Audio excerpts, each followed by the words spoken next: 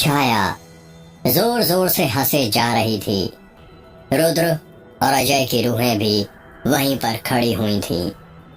तभी अचानक से उनकी आंखों के सामने से सारा सीन चेंज हो जाता है और वो देखते हैं कि संजू अंधेरे में रुद्र के घर के पीछे जो तालाब है वहां पर खड़ा हुआ था।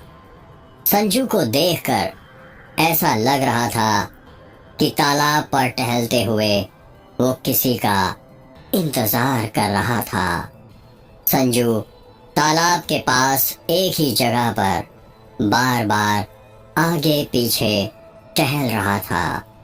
झिंगुरों की चींची करने की आवाजें सुनाई दे रही थीं। अजय की रूह रुद्र की रूह से पूछती है, रुद्र, ये संजू इतनी रात में तेरे घर के पीछे वाले तालाब पर क्या कर रहा है? रुद्र की रूह जवाब देती है, पता नहीं ये क्या कर रहा है। यहाँ पर संजू का चेहरा बता रहा है कि वो किसी का इंतजार कर रहा है। हाँ, मुझे भी यही लगता है, पर पता नहीं ये किसका इंतजार कर रहा है। रुद्र और अजय की रूहें बातें ही कर रही थीं कि तभी उन दोनों को किसी के चलने के कदमों की आहट सुनाई देती है। उस आहट को सुनकर वो दोनों चुप हो जाते हैं। दो शख्स संजू के पास आकर रुक जाते हैं। तालाब के पास बहुत अंधेरा था। इसी वजह से जो दो शख्स संजू से मिलने आए थे उनका चेहरा रुद्र और अजय को नहीं दिख रहा था। संजू कहता है, जो सामान मैंने मंगवाया वो तुम ले आए? उन दो शख्स में से एक शख्स जवाब देता है, जिसकी औरत की तरह आवाज आती है, हाँ, जो जो तुमने मंगाया था वो सब हम ले आए हैं, तुम देख सकते हो। उस औरत के बगल में एक आदमी खड़ा हुआ था जिसने अपने हाथ में कुछ सामान पकड़ा हुआ था। वो आदमी वो सामान संजू को देते हुए कहता है, ये लो, देख लो, हम सब कुछ ले आए हैं जो जो तुमने मंगाया था। इसमें बाल, नाखून, कपड़े, सब कुछ है। संजू उस आदमी को सामान देने से रोकते हुए कहता है, अरे रुको रुको, अभी तुम ही पकड़ के रखो, इसे तुम्हारा इंतजार करते करते इतना थक गया हूँ कि अब तलब लगने लगी है मुझे। इतनी देर क्यों लगा दी आने में?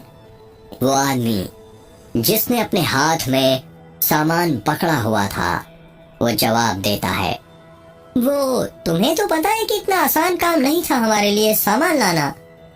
उस आदमी की बात पूरी होने से पहले ही उसकी बात बीच में काटते हुए वो औरत कहती है, घर में सबके सो जाने के बाद ही हम बाहर निकल सकते हैं, वरना घर में यदि कोई हमें देख लेता तो बखेड़ा खड़ा हो जाता।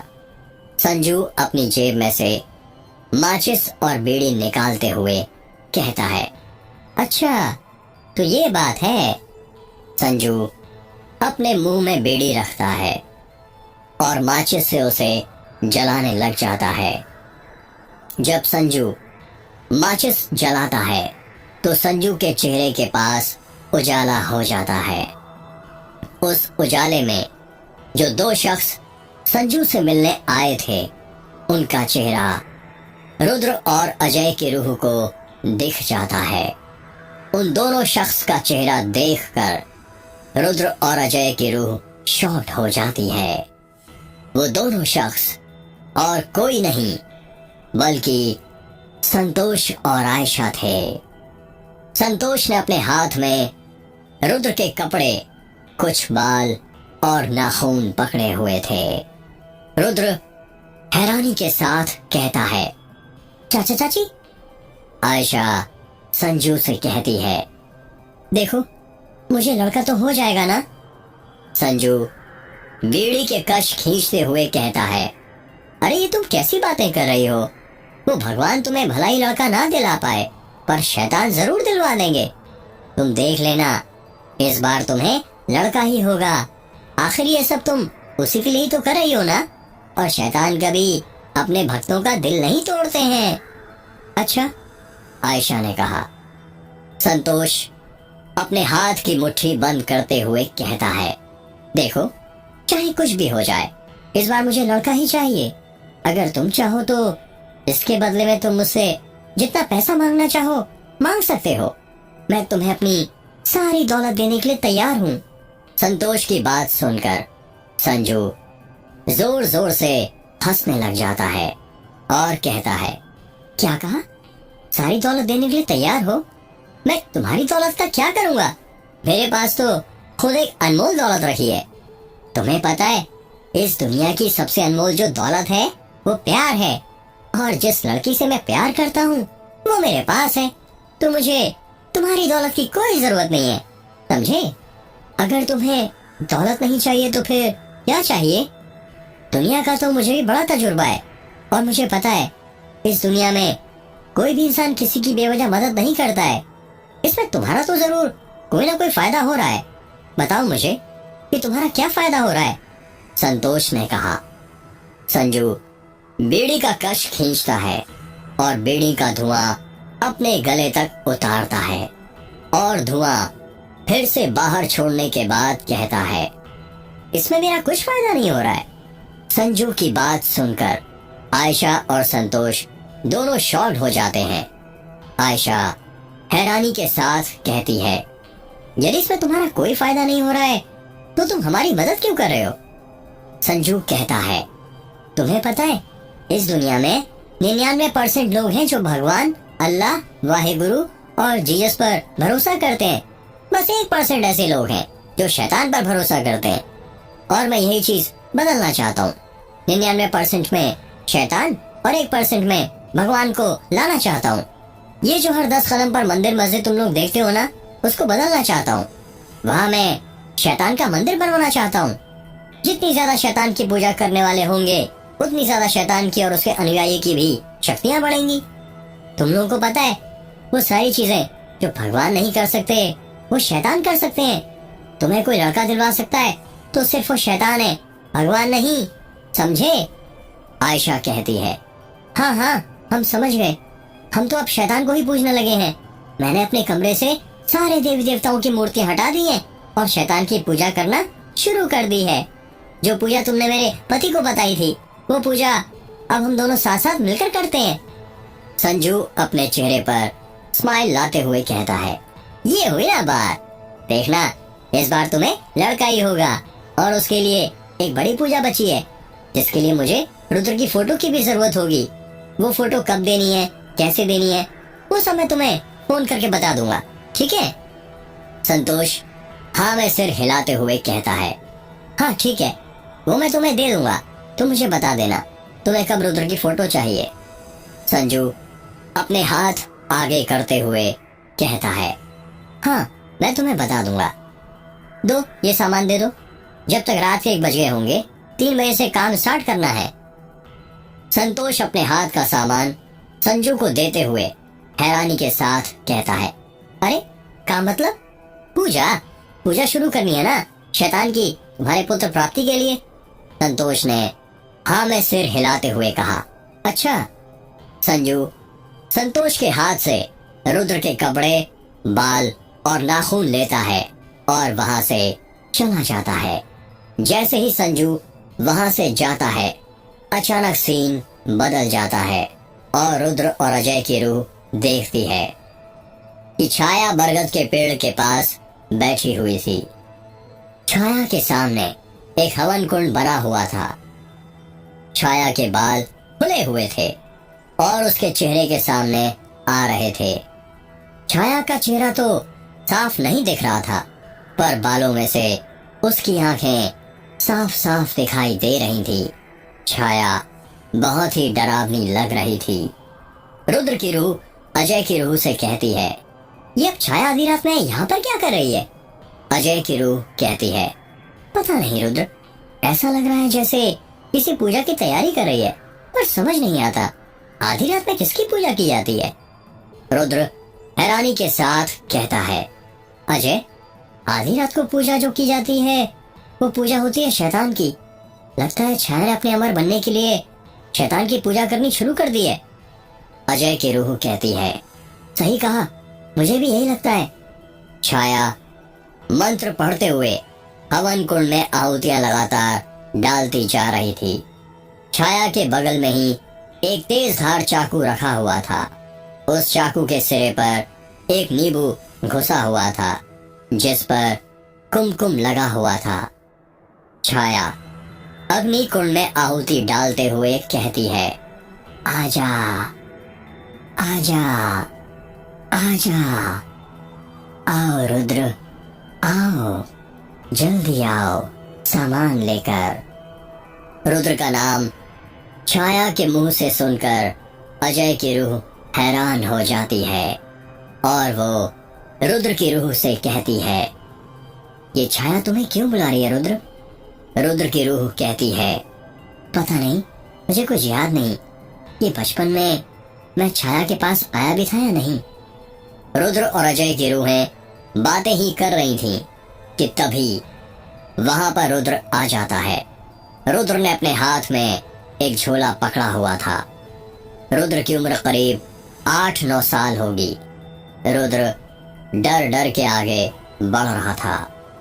छाया रुद्र को देखकर खुश हो जाती है और हंसते हुए कहती थी, तुम आ गए रुद्र, मुझे पूरा यकीन था कि तुम मेरा काम जरूर कर सकते हो। आ जाओ रुद्र, आ जाओ। रुद्र डरते हुए अपने कदम छाया की तरफ बढ़ा रहा था। छाया अपने हाथ से रुद्र को इशारा करते हुए कहती है, जल्दी आओ रुद्र, जल्दी आओ सामान लेकर।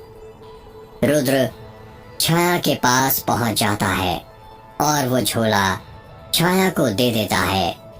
जब छाया उस झोले के अंदर देखती है तो छाया बहुत खुश हो जाती है और हंसते हुए कहती है, शाबाश रुद्र, शाबाश, अब शैतान मुझसे जरूर खुश हो जाएंगे।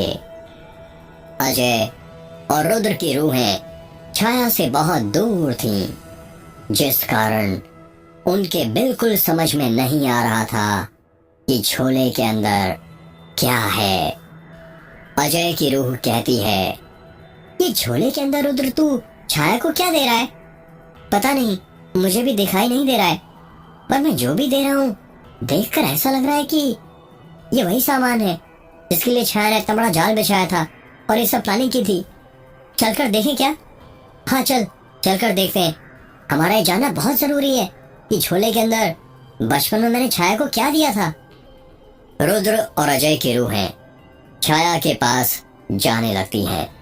वो दोनों छाया के पास पहुंचने ही वाले थे कि तभी अचानक से उनकी आंखों के सामने बहुत सारा धुआं आ जाता है।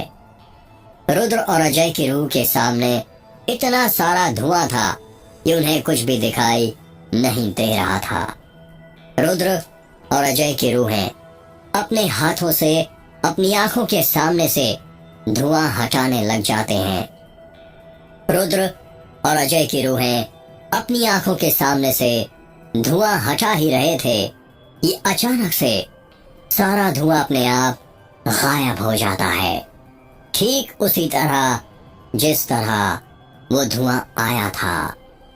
धुआं साफ होने के बाद अजय और रुद्र की रूह देखती है कि छाया बरगद के पेड़ के पास ही बैठी हुई थी, पर उसकी साड़ी का रंग चेंज हो गया था। पहले वो नीली साड़ी पहने हुई थी और अब काली। साथ ही हवन कुंड भी बुझ गया था।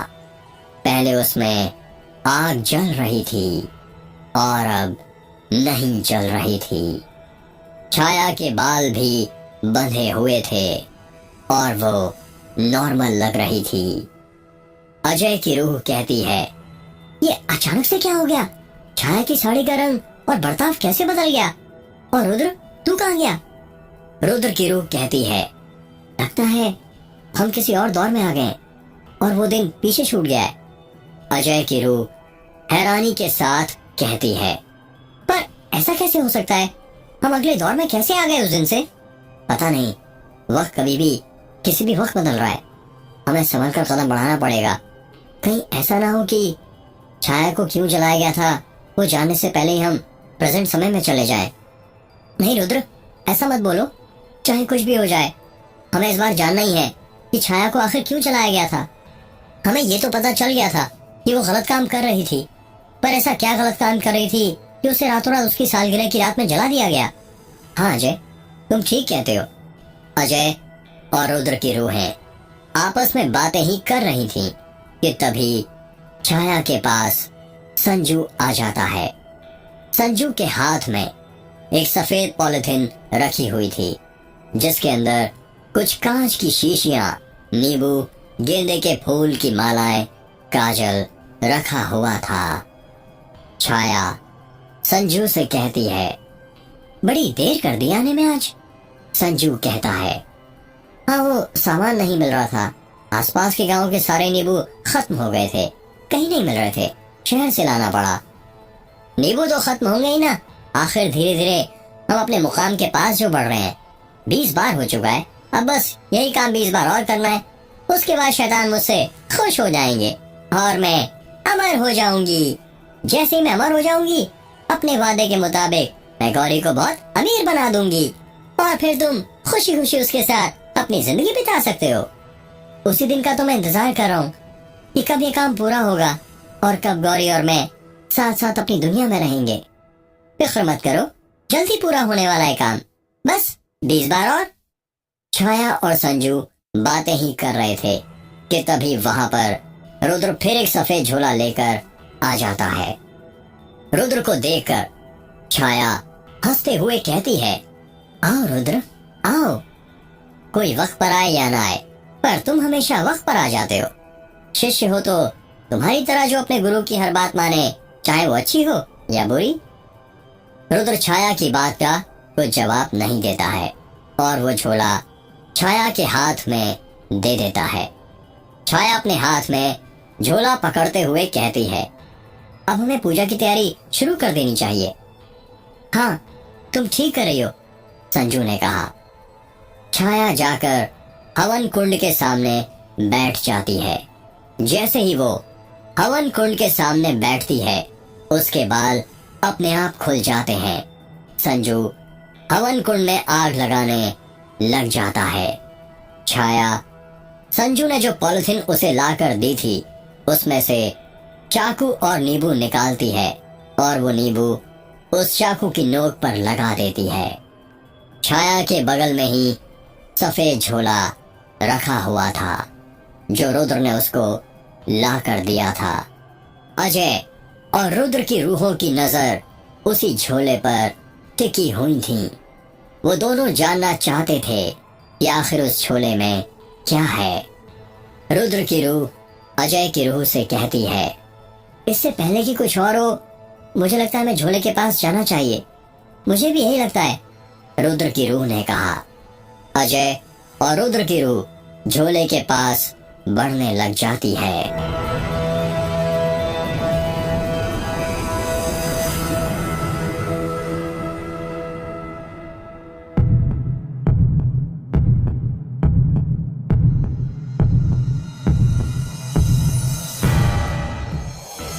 अजय और रुद्र की रूहें झोले के पास पहुंचने ही वाली थीं कि तभी अचानक से उन दोनों की आंखों के सामने कहीं से ढेर सारा धुआं आ जाता है। रुद्र की रूह धुएं को अपनी आंखों के सामने से हटाते हुए कहती है, अरे ये आंखों के सामने इतना सारा धुआं कहां से आ गया? अजय की रूह कहती है, पता नहीं यार कहां से आ गया। रुद्र और अजय की रूह के सामने इतना सारा धुआं था कि उन्हें कुछ दिखाई नहीं दे रहा था। रुद्र और अजय अपने हाथों से अपनी आंखों के सामने का धुआं साफ करने लग जाते हैं। वो दोनों अपने हाथों से धुआं साफ कर ही रहे थे कि अचानक से वो धुआं धीरे धीरे वहां से अपने आप गायब होने लग जाता है। जब पूरा धुआं गायब हो जाता है तो रुद्र और अजय की रूह देखती है कि वो दोनों अब बरगद के पेड़ के पास नहीं थे। ना ही उनके सामने छाया थी, ना ही संजू और ना ही रुद्र, बल्कि वो दोनों मेघ गांव के हॉस्पिटल के अंदर थे। अजय की रूह हैरानी के साथ कहती है, ये हम अचानक से हॉस्पिटल कैसे पहुंच गए और ये छाया और संजू कहाँ चले गए? रुद्र की रूह उदास चेहरा बनाते हुए कहती है, लगता है फिर से हम किसी और दौर में पहुंच गए हैं। शिट, हम फिर से नहीं देख पाए कि झोले के अंदर क्या था। हाँ यार, पता नहीं छाया झोले में तुमसे क्या मांगती थी, पर ये सब छोड़ और ये सोच कि हम ये हॉस्पिटल में क्या कर रहे हैं और अब यहाँ पर क्या होने वाला है। पता नहीं, मैं तो अभी तक ये सोच रहा हूँ कि मैंने बचपन में छाया को झोले में क्या ला कर दिया था। अजय की रूह रुद्र की रूह से बात सुनकर चिढ़ते हुए कहती है, रुद्र, आई नो हमारे लिए जानना इम्पोर्टेंट है कि तू छाया को झोले में क्या ला कर देता था, पर अब ये सोचना भूल जा और ये सोच कि यहाँ पर क्या होने वाला है यह भी ज्यादा जरूरी है। यदि हम दोनों बातों में रहे तो हो सकता है जो लोग हम देखने आए हो वो देख ही ना पाए। हाँ, तुम ठीक कह रहे हो अजय, हमें हॉस्पिटल के अंदर ध्यान देना चाहिए। अजय और रुद्र की रूहें आपस में बातें ही कर रही थीं कि तभी उन दोनों को एक छोटे से बच्चे के रोने की आवाज सुनाई देती है। रुद्र की रूह अपने आसपास देखते हुए कहती है, ये बच्चे के रोने की आवाज कहाँ से आ रही है? अजय की रूह अपने हाथ से एक कमरे की तरफ इशारा करते हुए कहती है, आई थिंक वहां से आ रही है। रुद्र और अजय की रूह उस कमरे की तरफ जाने लग जाती है। जब वे दोनों उस कमरे के पास पहुंचते हैं तो देखते हैं उस कमरे का दरवाजा लगा हुआ था, जो कि हल्का सा खुला हुआ था। अजय और रुद्र उस गैप में से कमरे के अंदर देखने लग जाते हैं। अजय और रुद्र की रूह देखती है कि उस कमरे के अंदर गौरी थी, जो कि नर्स की ड्रेस पहनी हुई थी। उसके हाथों में एक छोटा सा नवजात बच्चा था जो कि रोए जा रहा था। गौरी उस बच्चे को उसके सामने रखी टेबल पर रखती है। वो बच्चा अभी भी रोए जा रहा था। गौरी उस टेबल पर रखा इंजेक्शन निकालती है, उसके अंदर दवाई भरती है और उस नवजात बच्चे को लगा देती है। जब उस नवजात बच्चे को इंजेक्शन लगता है, पहले तो वो जोर जोर से रोना शुरू कर देता है, फिर रोते रोते ही अचानक बेहोश हो जाता है। गौरी ने उस बच्चे को बेहोशी का इंजेक्शन लगाया था। गौरी उस नवजात बच्चे को उठाकर एक सफेद झोले के अंदर भर देती है। अजय और रुद्र की रूहें ये सब देखकर हैरान हो जाती हैं कि गौरी कैसे एक नवजात बच्चे के साथ ऐसा कर सकती है। गौरी उस नवजात बच्चे को झोले में भरकर उस कमरे से बाहर निकल जाती है।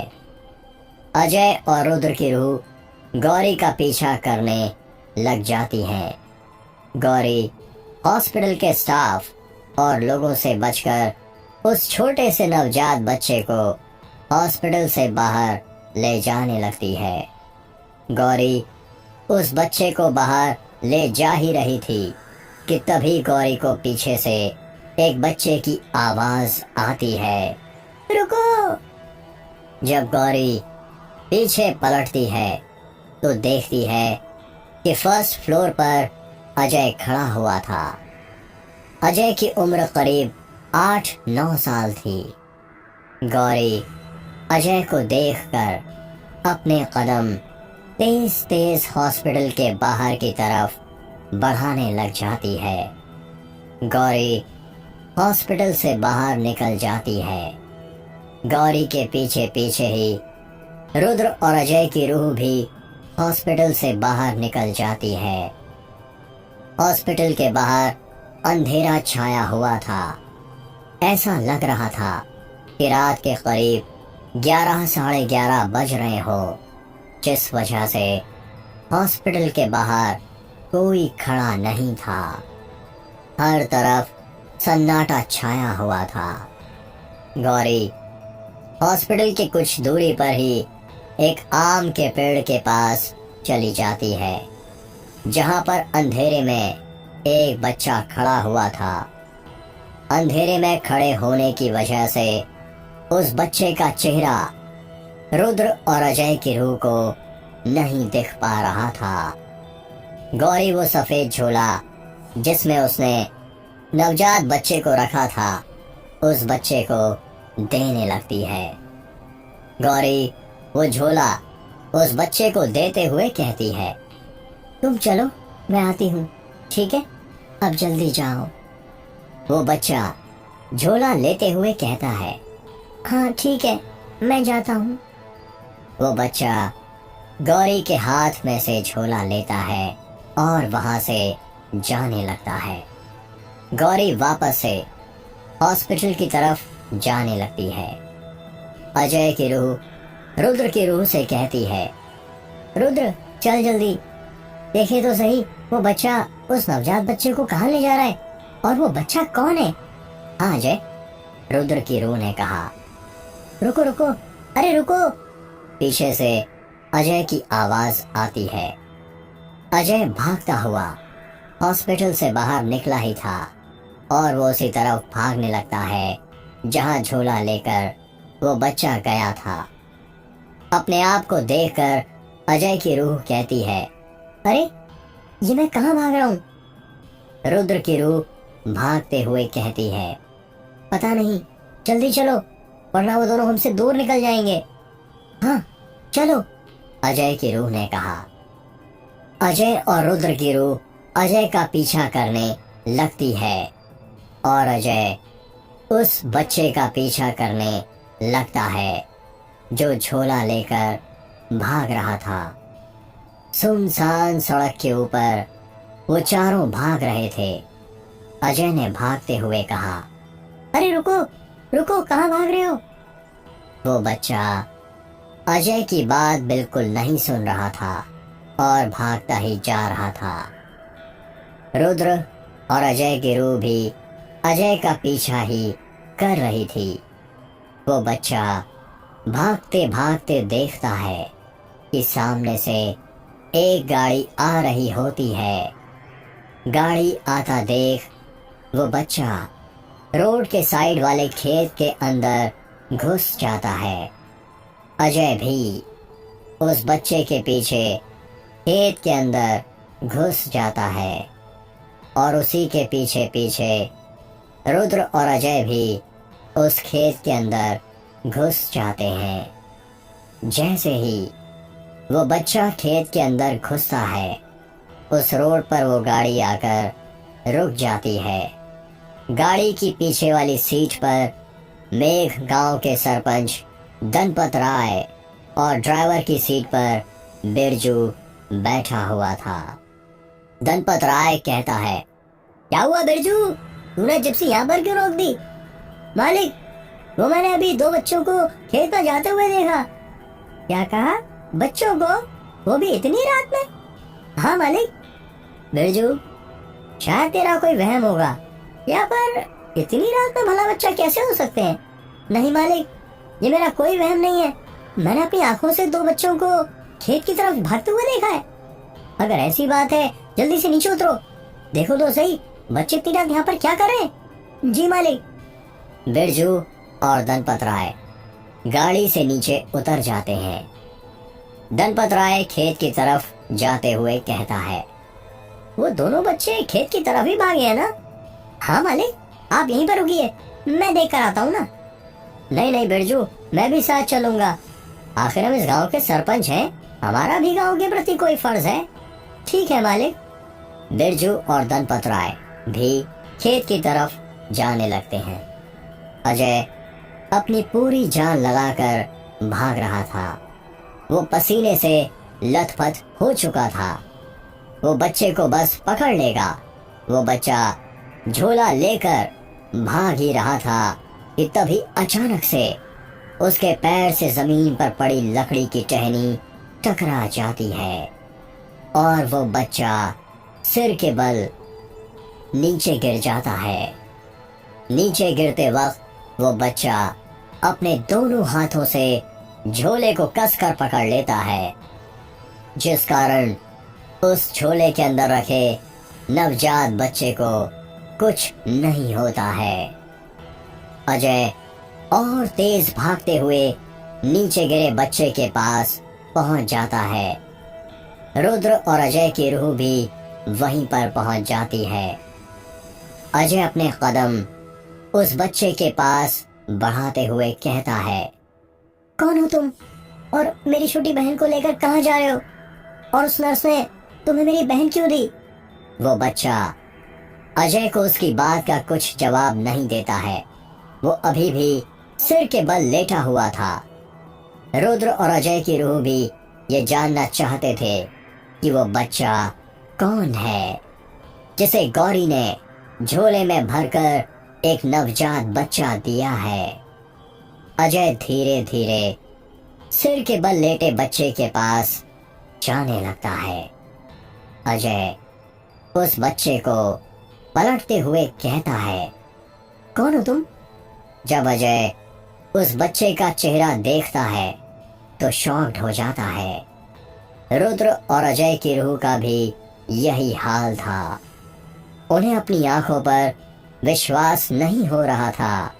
वो बच्चा, जो नवजात बच्चा झोले में लेकर जा रहा था, वो कोई और नहीं बल्कि रुद्र था। रुद्र को देखकर अजय हैरानी के साथ कहता है, रुद्र तुम मेरी बहन को चुराकर कहाँ भाग रहे हो? पहले तो रुद्र अजय को देखकर घबरा जाता है, पर फिर वो अजय को अपना हाथ मारते हुए अपने से दूर हटा देता है। रुद्र अपनी जगह पर खड़ा हो जाता है। उसने अपने हाथ में अभी भी वो झोला पकड़ कर रखा हुआ था। अजय रोते हुए कहता है, रुद्र ये तुम क्या कर रहे हो? मेरी छोटी बहन को क्यों चुरा रहे हो? दो, मुझे वापस दो मेरी बहन। रुद्र झोला पीछे करते हुए कहता है, नहीं नहीं, मैं नहीं दूंगा। अजय अपने हाथ आगे बढ़ाते हुए कहता है, प्लीज रुद्र, हम तो बेस्ट फ्रेंड हैं। आज ही तो मेरी छोटी बहन ने दुनिया में कदम रखा है, उसे तो अभी तो मैंने देखा भी नहीं है, और तुम मुझसे दूर कहाँ ले जा रहे हो? तुम ऐसा क्यों कर रहे हो? नहीं, ये तो मैं नहीं दे सकता। मैंने वादा किया है, ये सामान मैं वहां पर पहुंचा कर ही रहूंगा।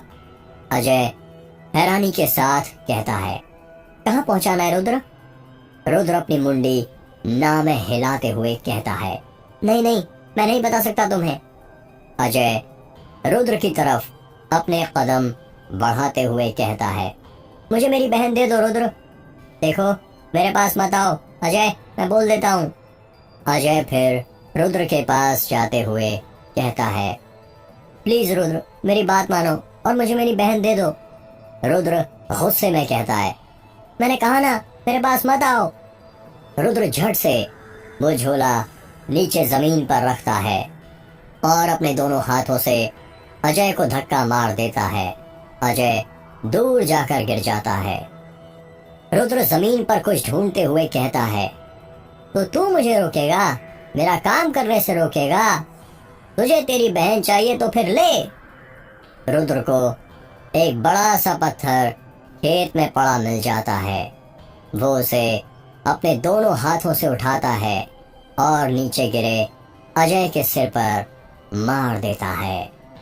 रुद्र और अजय की रूह रुद्र को रोकने की कोशिश करती है पर नहीं रोक पाती, क्योंकि वो रूह थी जो अतीत में आई थी। अजय चीखते हुए कहता है, आ! जैसे ही अजय के सिर पर पत्थर गिरता है, अजय के सिर से खून निकलने लग जाता है। वो पत्थर अजय के खून से रंग जाता है। अजय तड़पने लग जाता है। रुद्र जैसे ही अजय को पत्थर मारकर खड़ा होता है तो वो देखता है कि खेतों से दो साए उसकी ओर आ रहे हैं। उन साए को देखकर डर जाता है और जल्दी से नवजात बच्चे का झोला उठाता है और वहां से भागने लग जाता है। जैसे ही रुद्र वहां से भागता है, कुछ देर बाद वहां पर बिरजू और दनपत राय पहुंच जाते हैं। वो देखते हैं कि रास्ते पर खून से लथपथ एक 8-9 साल का बच्चा पड़ा हुआ था। उस बच्चे के सिर से लगातार खून निकल रहा था। बिरजू और दनपत राय उस बच्चे के पास जाकर देखते हैं कि वो उसके गांव का बच्चा अजय है, जिसकी माँ उसके घर में काम करती है। अजय का खून निकलते हुए देखकर दोनों शॉक्ड हो जाते हैं। दनपत राय अजय को अपने हाथों में उठाते हुए कहता है, अरे बेटा, ये तुम्हें क्या हो गया और किससे तुम्हारी ये हालत की? अजय धीरे से अपना हाथ ऊपर उठाता है और जिस तरफ रुद्र उसकी छोटी बहन को लेकर भागा था, उस तरफ इशारा करने लग जाता है। बिरजू कहता है, मालिक, लगता है ये बच्चा अपने हाथ के इशारे से हमें कुछ बताना चाहता है। दनपत राय अपना कान अजय के और पास ले जाता है और कहता है, बोलो बेटा, तुम क्या बोलना चाहते हो? बोलो, किसने तुम्हारा ये हाल किया? कौन था वो जिसने तुम्हारे सिर पर ये पत्थर मारा? बोलो बेटा। अजय कुछ बोलने की कोशिश करने लग जाता है। उसके होंठ हिलने लग जाते हैं। अजय के हिलते हुए होंठ देखकर दनपत राय कहता है, बोलो बेटा, क्या बोलना चाहते हो? बोलो। अजय अपना मुंह खोलता है और फिर हाथ से इशारा करते हुए कहता है, रुद्र, रुद्र, ओ रुद्र। रुद्र का नाम अजय के मुंह से सुनकर दनपत राय और बिरजू दोनों शॉक्ड हो जाते हैं। बिरजू कहता है, इसका मतलब अजय की हालत रुद्र बाबू ने की है? हाँ बिरजू, मुझे भी ये लगता है। आज का घाव ताजा लग रहा है। लगता है रुद्र अजय को पत्थर मारकर अभी भी भागा है। एक काम करो, तुम अजय को हॉस्पिटल ले जाओ जब तक मैं रुद्र को ढूंढता हूँ। और याद रहे, ये बात किसी को पता नहीं चलना चाहिए कि अजय की हालत रुद्र ने की है। रुद्र के पिता तेज बहादुर हमारे बहुत अच्छे दोस्त हैं। हम उन पर और उनके बेटे पर कोई दाग नहीं लगने दे सकते, चाहे कुछ भी हो जाए। समझ गया मालिक। पर यदि हॉस्पिटल में जब पूछेंगे ये कैसे हुआ तो क्या जवाब दूंगा? अरे नालायक, यह तेरा खेलते खेलते गिर गया था तो उसी की चोट है ये। और ज्यादा कोई सवाल पूछे तो हमारा नाम ले लेना, कहना हमने जल्द से जल्द इलाज कराने को कहा है। बिरजू दनपत राय की तरफ देखता हुआ कहता है, जी मालिक, ठीक है। ठीक है, तो जल्दी उठा अजय को और ले जा, तब तक मैं रुद्र बेटे को ढूंढता हूँ। बिरजू अपने कंधों पर अजय को उठाता है और वहां से जाने लगता है।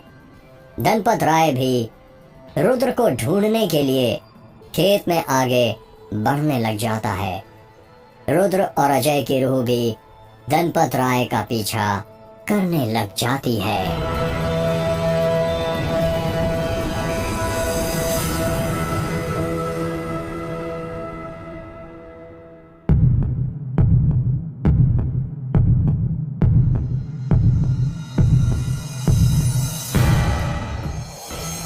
दनपत राय खेत में रुद्र को ढूंढने लग जाता है।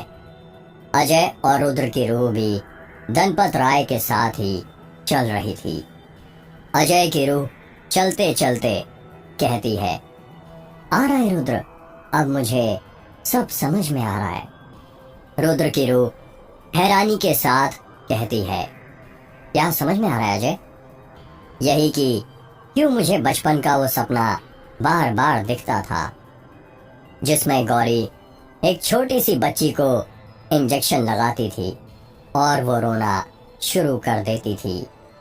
मेरे सपने से जागने के बाद भी उस बच्ची की रोने की आवाजें मेरे कानों में गूंजती रहती थीं, क्योंकि वो बच्ची कोई और नहीं बल्कि मेरी बहन थी।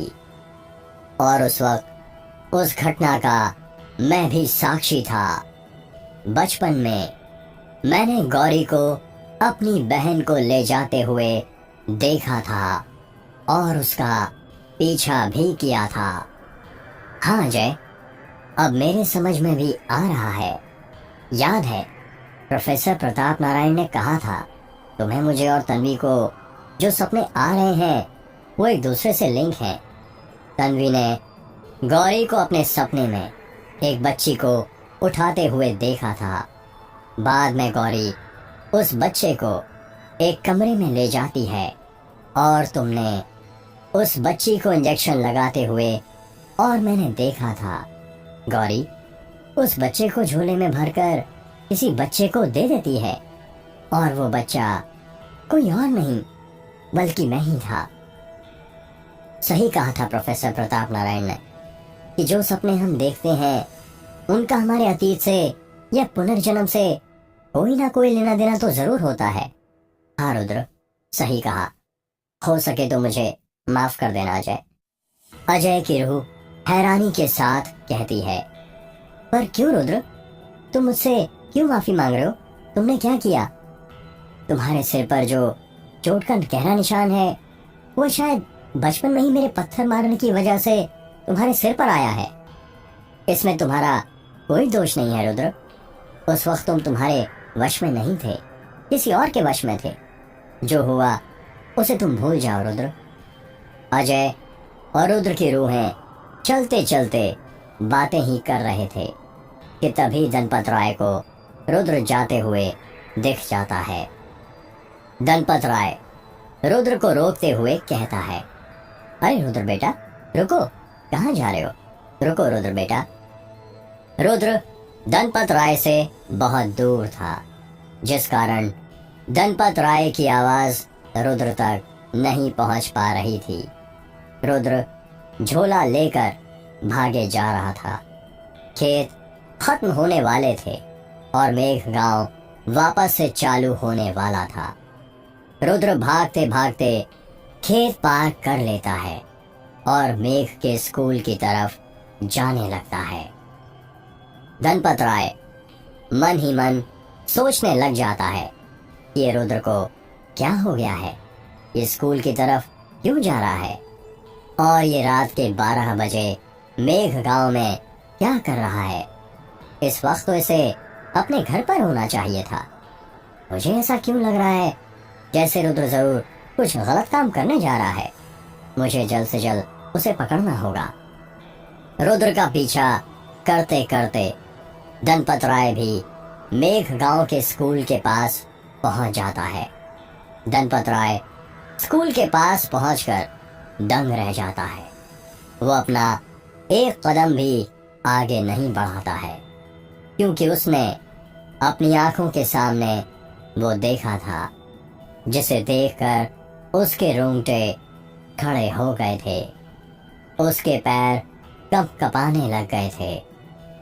धनपत राय स्कूल की दीवार के पीछे ही छुप जाता है और रुद्र और छाया को देखने लग जाता है। वो देखता है कि छाया ने काले रंग की साड़ी पहनी हुई थी और माथे पर काजल का काला टीका, हाथों में काली चूड़ियां पहन कर रखी थीं। छाया बरगद के पेड़ के पास पालथी मारकर बैठी हुई थी। छाया के बाल बिखरे और खुले हुए थे। हवाओं के तेज चलने के कारण उसके बाल हवा में उड़ रहे थे। छाया के सामने एक हवन कुंड जल रहा था। रुद्र सफेद झोला लेकर छाया के बगल में ही खड़ा हुआ था। छाया और रुद्र को इतनी रात में साथ साथ देखकर धनपत राय बहुत घबरा गया था। वो समझ गया था ये दोनों जरूर कुछ ना कुछ दोनों टोना टोटका कर रहे हैं। उसने अक्सर गांव में टोना टोटका होते हुए देखा था, पर इतना बड़ा टोटका होते हुए भी कभी नहीं देखा था। छाया हवन कुंड में आहुति डालते हुए कहती है, शाबाश रुद्र, शाबाश। शैतान तुमसे जरूर खुश होंगे। देखना तुम बहुत जल्द बहुत होशियार बन जाओगे। तुम्हारी सारी इच्छाएं जल्द से जल्द पूरी हो जाएंगी। लाओ झोला मुझे दो। रुद्र झोला छाया को देते हुए कहता है, ये लीजिए। छाया रुद्र के हाथ से झोला लेती है और उसके अंदर से नवजात बच्चा बाहर निकाल लेती है। जब छाया झोले में से उस नवजात बच्ची के पैर पकड़कर उसे बाहर निकालती है तो ये देखकर धनपत राय के होश उड़ जाते हैं। उसके हाथ पैर कपकपाने लग जाते हैं। वो मन ही मन कहने लगता है, हे महादेव, ये दोनों इस मासूम बच्ची के साथ क्या करने वाले हैं? महादेव, इस छोटी सी बच्ची की रक्षा कीजिए। छाया उस बच्ची को रुद्र के हाथों में देते हुए कहती है, लो रुद्र, पकड़ो इसे। रुद्र उस बच्ची को अपने दोनों हाथों से पकड़ लेता है। जैसे ही रुद्र उस बच्ची को पकड़ता है, वो बच्ची रोना शुरू कर देती है। उस बच्ची को होश आ गया था। जो इंजेक्शन गौरीनों से लगाया था उसका असर खत्म हो गया था। उस बच्ची की रोने की आवाज आसपास गूंजने लगती है। जहां पर छाया बैठी हुई थी उसकी बगल में ही उसका कुछ सामान रखा हुआ था, जिसमें कुछ मालाएं, फूल, नारियल और कांच की कुछ छोटी छोटी शीशियां रखी हुई थीं। छाया उस सामान में से एक सफेद कांच की छोटी सी शीशी उठा लेती है, जिसके अंदर सफेद पानी रखा हुआ था। छाया उस कांच की शीशी को खोलती है और उसके अंदर की पानी की कुछ बूंदें अपने हाथ में लेती है और उस नवजात बच्ची के मुंह में डाल देती है। जैसे ही छाया पानी की कुछ बूंदें उस नवजात बच्ची के मुंह में डालती है, वो बच्ची की रोने की आवाज आनी बंद हो जाती है। वो बच्ची रो तो रही थी, लेकिन गले से उसकी आवाज नहीं निकल रही थी। जो पानी छाया ने उस बच्ची के मुंह में डाला था, शायद वो पानी नहीं था, कुछ और था। छाया अपने पास रखे सामान में से ब्रह्म कमल के फूलों की माला उठाती है और उस नवजात बच्ची के गले में पहना देती है। वो नवजात बच्ची और मुंह फाड़ फाड़ कर रोने लग जाती है, पर उसकी आवाज अभी भी उसके गले में से नहीं निकल रही थी। धनपत राय के बगल में ही रुद्र और अजय की रूह भी खड़ी हुई थी। उनके भी कुछ समझ नहीं आ रहा था कि छाया ब्रह्म कमल के फूलों की माला पहनाकर उस नवजात बच्ची के साथ क्या करने वाली थी। छाया अपने सामने रखे चाकू को उठाती है, जिसकी नोक पर एक नींबू लगा हुआ था। छाया उस नींबू को उस चाकू से निकालकर हवन कुंड की आग में डाल देती है। जैसे ही छाया उस नींबू को हवन कुंड की आग में डालती है, उस हवन कुंड की आग और तेज हो जाती है। उसमें से अचानक से एक काले साए की तरह धुआं निकलता है। छाया रुद्र से कहती है, रुद्र, इस बच्ची को मेरे करीब लेकर आओ।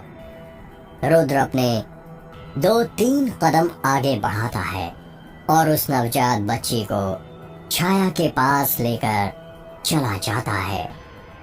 छाया उस तेज धार वाले चाकू को उस नवजात बच्ची की गर्दन पर रखते हुए आसमान की तरफ देखकर कहती है, हे शैतानों के देवता, मेरी ये बलि स्वीकार कीजिए, स्वीकार कीजिए शैतानों के देवता, पाताल लोक के राजा। छाया उस नवजात बच्ची का गला काटने लग जाती है। उस बच्ची के गले से खून निकलने लगता है। वो बच्ची जोर जोर से रो तो रही थी, लेकिन उसके मुंह से उसकी आवाज नहीं निकल रही थी। उस बच्ची का खून जमीन पर टपकने लग जाता है। अजय की रूह रोते हुए रुद्र से कहती है, ये छाया क्या कर रही है? मुझे उसे रोकना होगा, वरना वो मेरी बहन को मार देगी। मुझे उसे रोकना होगा रुद्र। रुद्र की रूह भी रोते हुए कहती है, अपने आप को संभालो अजय, ये अतीत है। ये जो कुछ भी हम देख रहे हैं सब हो चुका है।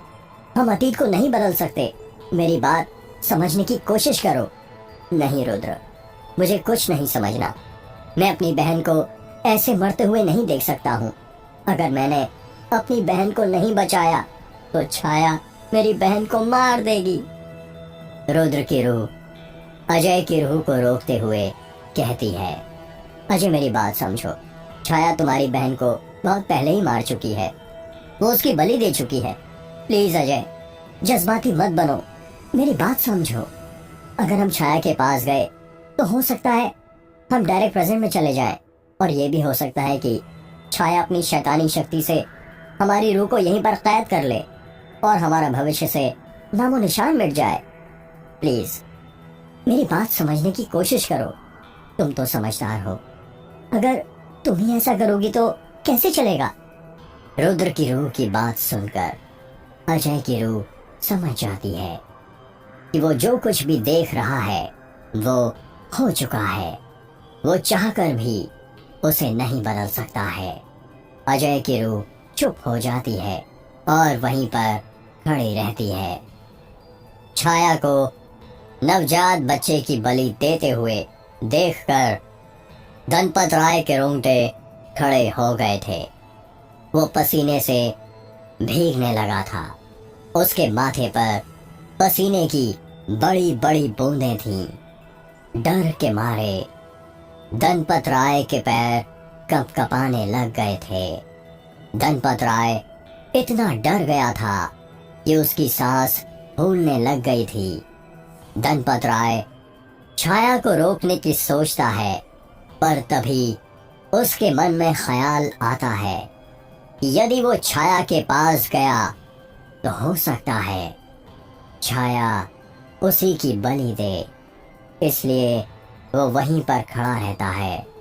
छाया को बलि देते हुए देखकर गणपत राय बहुत डर गया था। उसे तो अभी भी अपनी आंखों पर भरोसा नहीं हो रहा था कि छाया ऐसा कर सकती है।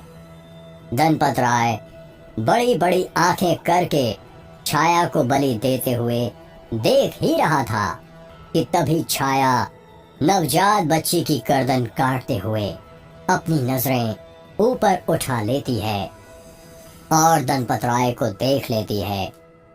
जब गणपत राय देखता है कि छाया ने उसे देख लिया है तो गणपत राय डर जाता है। वो दीवार से दूर हट जाता है और वहां से भागने लग जाता है। गणपत राय जितनी तेज वहां से भाग सकता था वो उतनी तेज वहां से भागने लगता है। छाया हवन कुंड के पास ही बैठी रहती है। वो गणपत राय का पीछा नहीं करती है। छाया अभी भी उस नवजात बच्ची की गर्दन चाकुओं से काट रही थी। छाया का हाथ और चाकू खून से भर चुका था। वो खून टप टप करते हुए जमीन पर गिर रहा था। उस नवजात बच्ची के खून से जमीन पर की मिट्टी गीली हो चुकी थी। वो नवजात बच्ची तड़पते तड़पते अपना दम तोड़ देती है। वो नवजात बच्ची रुद्र के हाथों में ही मर जाती है। रुद्र ने अभी भी उस बच्ची को पकड़ कर रखा था। रुद्र के चेहरे पर जरा से भी डर के एक्सप्रेशन नहीं थे। ऐसा लग रहा था कि जैसे उसे इन सब चीजों की आदत हो गई हो और वो ये सब काम रोज करता हो। जब वो बच्ची अपना दम तोड़ देती है तो छाया जोर जोर से हंसने लग जाती है। छाया की हंसने की आवाज मेघ गांव के अंदर गूंजने लगती है। छाया जोर जोर से पागलों की तरह हंस रही थी। छाया उस नवजात बच्ची को अग्नि कुंड में डालते हुए कहती है, अब मुझे अमर होने से कोई नहीं रोक सकता। मैं अमर होकर ही रहूंगी। छाया अपनी जगह पर से खड़ी होती है और पागलों की तरह हंसते हुए नाचने लग जाती है। छाया के हंसने की आवाज मेघ गांव के अंदर गूंजने लगती है।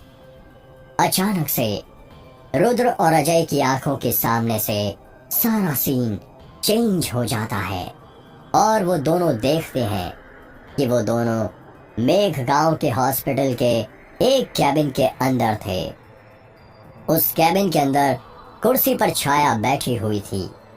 छाया के हाथ में लाल रंग की एक डायरी थी जिसे टेबल के ऊपर रखकर वो उस डायरी में कुछ लिख रही थी। उस कैबिन के अंदर एक घड़ी लगी हुई थी। जब अजय की रूह की नजर उस घड़ी पर जाती है तो वो देखता है कि उस घड़ी में 3 बज रहे थे। उसी कमरे के अंदर एक खिड़की लगी हुई थी जिससे बाहर की धूप अंदर आ रही थी। छाया नॉर्मल लग रही थी। उसके बाल बंधे हुए थे और उसने नीली साड़ी पहनी हुई थी।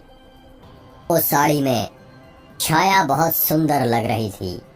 छाया मन ही मन खुश होते हुए अपनी डायरी के अंदर कुछ लिख रही थी।